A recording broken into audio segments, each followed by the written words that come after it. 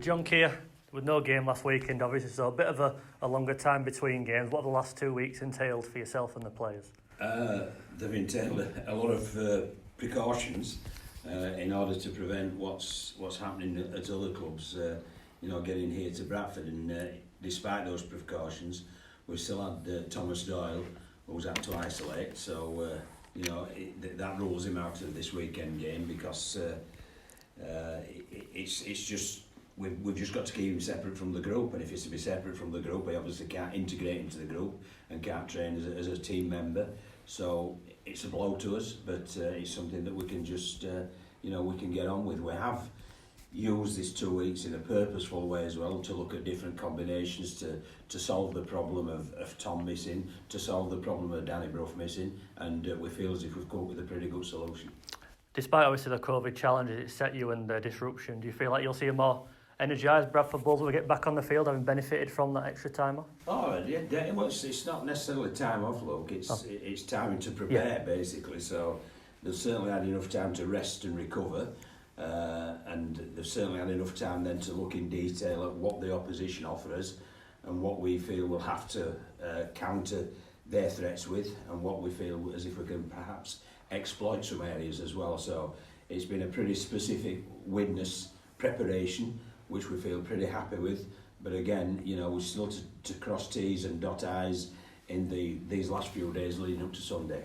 Widnes are a team we're certainly starting to find the feet this year and look like they're hitting some form. It'll be a real test for your side on Sunday. It'll be a big test, yeah. I mean, Matty Smith's somebody who I've admired for a long time in Super League, and obviously whilst he's playing here, he's playing a different role for Widnes. He's playing as a middle unit player, but very much the ball handling middle unit player, a bit like John Wilkin did with Toronto. And then obviously they've got a really good half-back in Danny Craven, who I'm a big fan of. A very good full-back in Owens. There's plenty of toe wide out with people like Dean Cross, and obviously some grunt up front as well with people like Cook and Clough. So yeah, they're a formidable team, they're a good team, and I think the fans, the Widnes fans will be looking to people like Lawton and Grady as well on their edges to cause us some problems, and they are threats. And that's been one area we've really had to look at and attempt to work upon. Alongside that threat, you're back at Odsall. You'll be looking to harness the support of the Bradford fans once again to counteract that threat. Yeah, it's been. I mean, the previous 2 games we've had at Odsall have been great because it's been like proper rugby league. We've had 2 teams on the field and we've had fans there yelling us on, and it's been marvellous.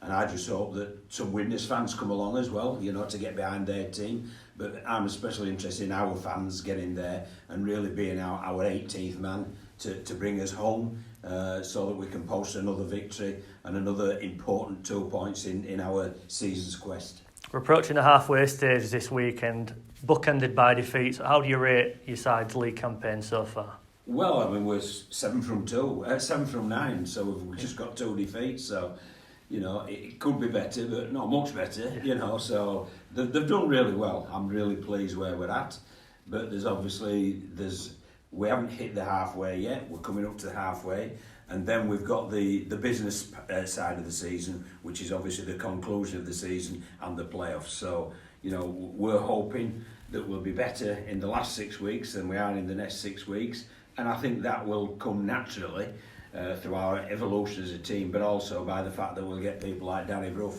Matty Dawson-Jones, Levy Nzongo, people like that back from long-term absences. So yes, we're in a good place. Yes, we could be better still, but yes, we will improve, and yes, we'll improve through personnel also.